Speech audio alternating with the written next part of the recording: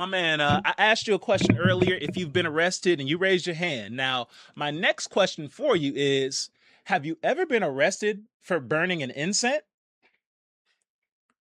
Well, before that moment, I was pristine and innocent. Since I was 12, the only cops I knew were on TV. Friendly faces, shiny badges, teaching us just say no at the dare assembly. Growing up, the thought of jail never crossed my mind. I was a con kid from Marietta, so I never saw the signs. Through adolescence, the thought of jail stayed foreign until I went to college. Then that image started warping. Benedict College, South Carolina, my HBCU. It was there where the facade of the boys in blue began to fall through.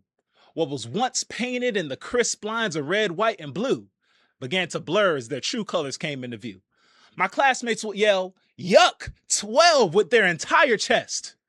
And that's a censored version of the word. The real one starts with an F. And I was appalled, and I even stalled at joining their cause because I could never disrespect authority. The police protect and serve. If we just show them love, won't they stop harming minorities? Fast forward spring 2018, my junior year. I walked into my dorm room, told my roommate, "It's stinking here."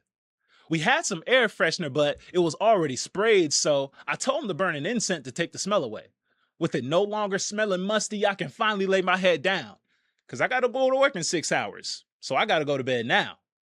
My roommate leaves to go to the bathroom, and as I lay my head down, I hear a loud boom. 2 policemen kick my door open and walk into my room. First cop says, "What y'all doing in here?" Chilling? How does that make me the villain? I thought y'all only antagonized the bad people. He says, "There's smoke coming from the outside. What are you guys smoking?" "We're burning an incense."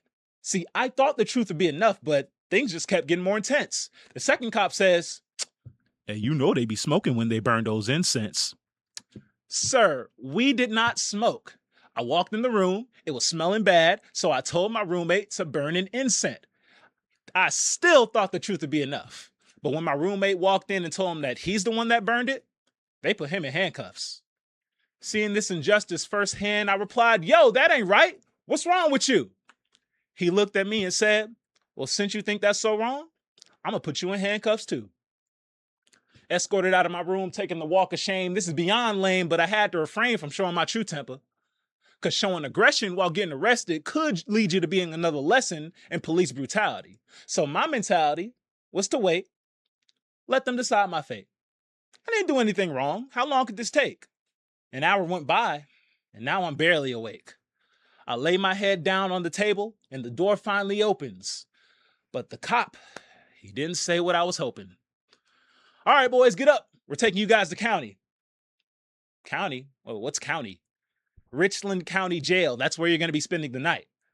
They put us in the police car. Our long legs had us packed in tight.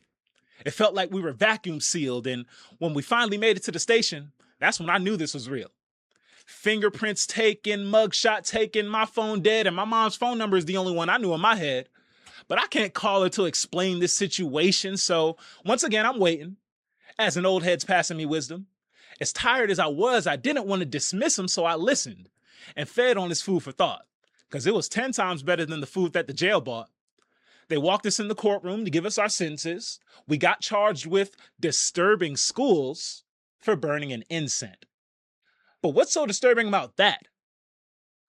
I find it more disturbing that you can get a rap sheet for trying to get a moment of peace before bedtime. And now it's past 5 and I'm late for work, in jail signing paperwork, all because I wanted my room to smell better. But you know what? It's kind of clever when you look at it from their perspective. Because in the race to reach their pension, they're taught to lock them up by any means necessary. And what's really scary, my situation was the best case scenario. After 7 o'clock, they let me and my roommate go. One night in jail is far from the worst case when dealing with men that wear the badge. Because if I showed aggression while getting arrested, my name could be another hashtag. And that's my piece.